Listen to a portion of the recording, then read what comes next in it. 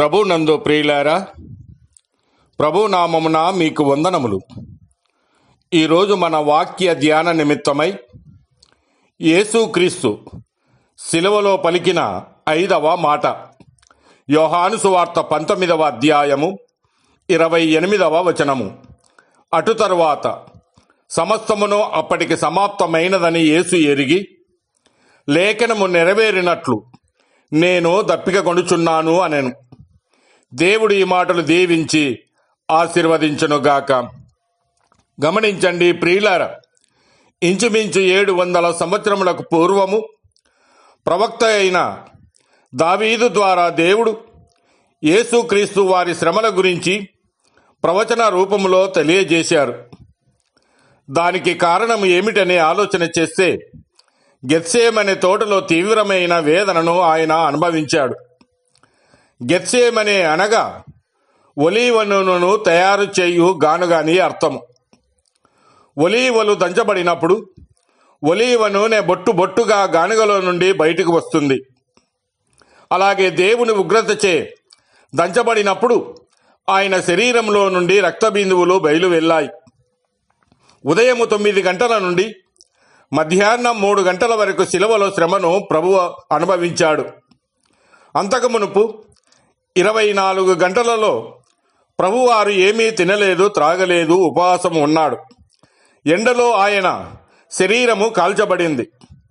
క్రూరులైన రోమా సైనికులు మిక్కిలిగా హింసించారు.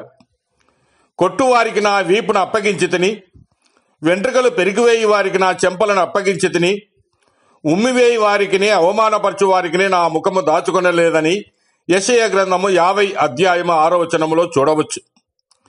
వీపున రక్తము కారుతుంది సరిగదా, మండుటెండ భారమైన శిలువను మోయించుకుంటూ గొల్గతా కొండకు తీసుకుని వెళ్లారు. శిలువ శ్రమలను బట్టి శారీరక దాహము ఆయనలో తీవ్రముగా ఉంది. నోరు పిడిచగట్టుకుని పోతుంది. ఇక్కడ దాహము కొన్నది ఎవరు? దేవుడు. దేవుని కుమారుడు. ఆయన భూమి ఆకాశములను, మేఘ మండలములను, జలరాశులను, సమస్త సముద్రములను సృజించినవాడు. అరణ్యములో హాగరుకు నీటి బుగ్గను, ఇజ్రాయేలులకు బండలో నుండి నీటిని ఇచ్చినవాడే. మారాను మధురముగా చేసినవాడు. సమరయ స్త్రీని దాహమడిగి జీవజలము ఇచ్చినవాడు. మరి ఎందుకు దాహము? లేఖనము నెరవేరునట్లు ఆయన దప్పిక కొని ఉన్నాడు. కీర్తనలు 22వ కీర్తన 15వ వచనము చూస్తే, నా బలము ఎండిపోయి చిల్ల పెంకు వలె ఆయను, నా నాలుక నా దవడను అంటుకొని ఉన్నదని వాక్యం సెలవిస్తున్నది. క్రీస్తు శ్రమలను గురించిన అంశాలన్నీ ముందుగానే ఖచ్చితంగా ప్రవచింపబడ్డాయి.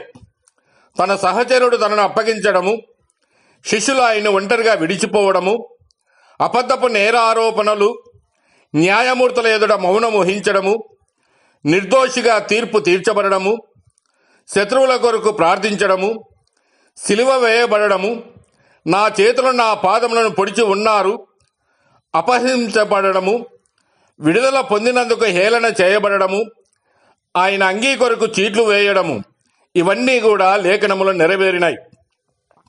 నేను దప్పికొనుచున్నాను అనే మాట ప్రాథమికంగా సంఘాన్ని ఉద్దేశించి తన ప్రజల ప్రేమ ఆప్యాయతల కొరకు ఆయన దప్పికొనుచున్నాడు. విమోచింపబడిన పాపి ఆయన దాహాన్ని తీర్చగలడు. ఆయన దాహాన్ని తీర్చేందుకు కృప మనకు సహాయం చేస్తుంది. మరి నీవు ఆయన దాహము తీర్చుతావా? రక్షింపబడిన పాపుల ఆత్మల రోదన ఇదే, దాహం దాహం దాహం. వారు దేవుని ఉగ్రతను భరిస్తూ యుగాయుగముల అగ్నిగుండంలో రోధిస్తారు. ఆయనకు నీవు ప్రభువుగా ఆయనను అంగీకరించి నిన్ను నీవు ఆయనకు సమర్పించుకో. దప్పికొని వారులారా, నీళ్ళ ఎద్దుకు రండని ప్రభు పిలుస్తున్నాడు. మరి ఈ క్షణమే ఆయన ఎద్దుకు వచ్చి నీ దాహమును తీర్చుకొనుము. దేవుడు మిమ్మల్ని దీవించి ఆశీర్వదించునుగాక.